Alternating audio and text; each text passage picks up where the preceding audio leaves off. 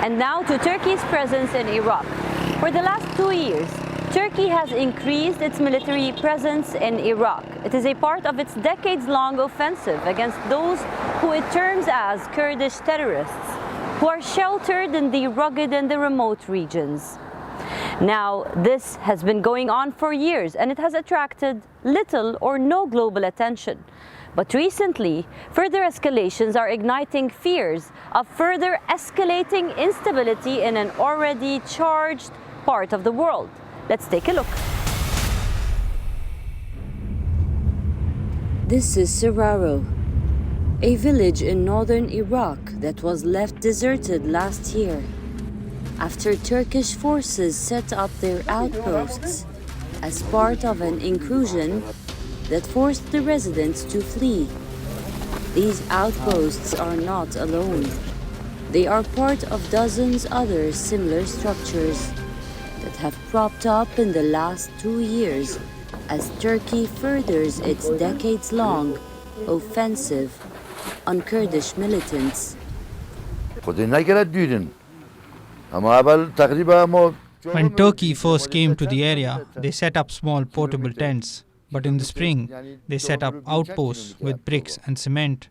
They became real houses. They built streets and laid electricity lines. On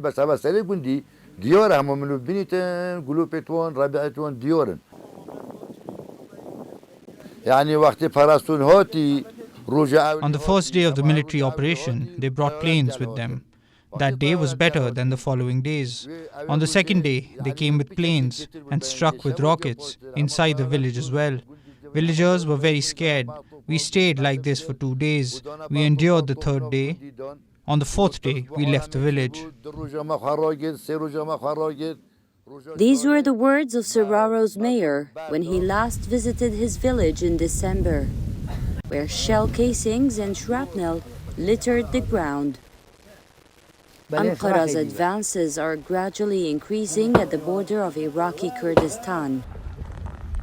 The activity, which did not find many mentions on the global forums until very recently, is now feared to be the one that can worsen regional tensions.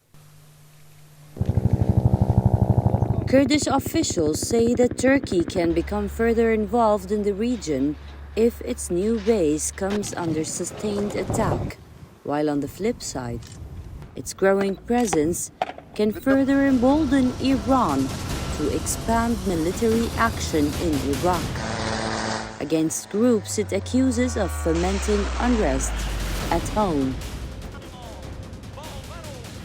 A former senior Kurdish official says that the number of outposts has mushroomed in the last 2 years.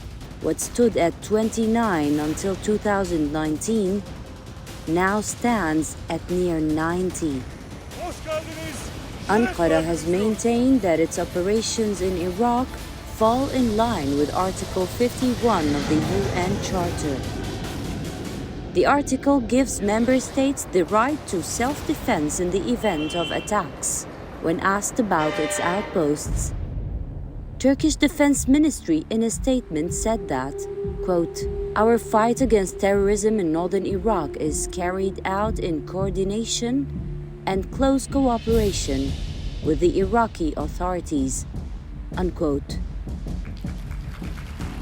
Turkey's presence in northern Iraq dates back to the 90s, when former Iraqi leader Saddam Hussein let Turkish forces advance 5 kilometers into the country to fight the PKK. Since then, Turkey has built a significant presence in the region, including one base at Bashika, nearly 80 kilometers inside Iraq, where it says Turkish troops were part of an international mission to train and equip Iraqi forces to fight Islamic State. Turkey says it has worked to avoid civilian casualties by coordinating with Iraqi authorities.